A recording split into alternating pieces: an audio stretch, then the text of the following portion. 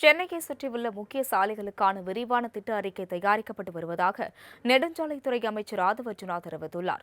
சட்டப்பேரவையில் நடைபெற்ற கேள்வி நேரத்தின் போது சென்னை திருச்சி தேசிய நெடுஞ்சாலையில் ஏற்படும் கடுமையான போக்குவரத்து நெரிசல் குறித்து அதிமுக பொதுச் செயலாளர் எடப்பாடி பழனிசாமி கேள்வி எழுப்பினார்.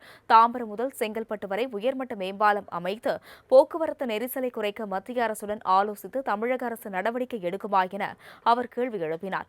இதற்கு பதிலளித்த பொதுப்பணி மற்றும் நெடுஞ்சாலைத்துறை அமைச்சர் ஆதவ் அர்ஜுனா சென்னை முதல் கன்னியாகுமரி வரை 8 வழி சாலை அமைப்பதற்கான பணிகள் தொடங்கியுள்ளதாகவும் இதற்கான விரிவான திட்ட அறிக்கை தயாரிக்கும் பணி தொடங்கப்பட்டுள்ளதாகவும் தெரிவித்தார்.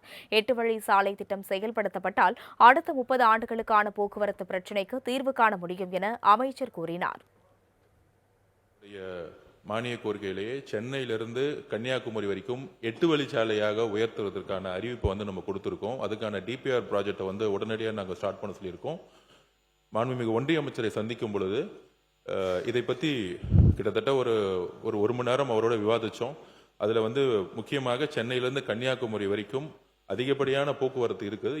இப்போ இருக்கக்கூடிய சாலைகளை 8 வழி சாலைகளாக கொண்டு வந்தால் தான் அடுத்த 30 வருஷத்துக்கான போக்குவரத்து பிரச்சனையும் நம்ம திருச்சியிலேருந்து செங்கல்பட்டு வரைக்கும் ஒரு 4 மணி நேரத்தில் வந்துட முடியும். ஆனால் செங்கல்பட்டுலேருந்து நம்ம ஏர்போர்ட் வரதுக்கு பார்த்தீங்கன்னா கிட்டத்தட்ட 3 மணி நேரம் ஆகுது. ஸோ இது மாண்புமிகு முன்னாள் முதலமைச்சர் சொன்னதை ஆல்ரெடி அரசினுடைய கவனத்தில் இருக்கு. இந்த சென்னை சுற்றில் இருக்கக்கூடிய ரோட்ஸை இப்போ டிபிஆர் ப்ராஜெக்ட்ல கொண்டு மாண்புமிகு முதலமைச்சருடைய அவர் சொன்ன அந்த ப்ராஜெக்டும் கவனத்தில் கொண்டு அடுத்த மீட்டிங் நெக்ஸ்ட் மந்த் ஒன்றிய அமைச்சரோடு இருக்கு. அதில் அவர் சொன்ன ப்ராஜெக்டை உடனடியாக அமல்படுத்துவதற்கான எல்லா பணிகளும் நடக்கும். மேலும் எடப்பாடி பழனிசாமி தெரிவித்த யோசனை அரசின் கவனத்தில் இருப்பதாக கூறிய ஆதவ் அர்ஜுனா சென்னையை சுற்றியுள்ள சாலைகளுக்கான திட்டங்களை மத்திய அரசுடன் கலந்து ஆலோசித்து செயல்படுத்த தேவையான அனைத்து நடவடிக்கைகளும் மேற்கொள்ளப்படும் என தெரிவித்தார்.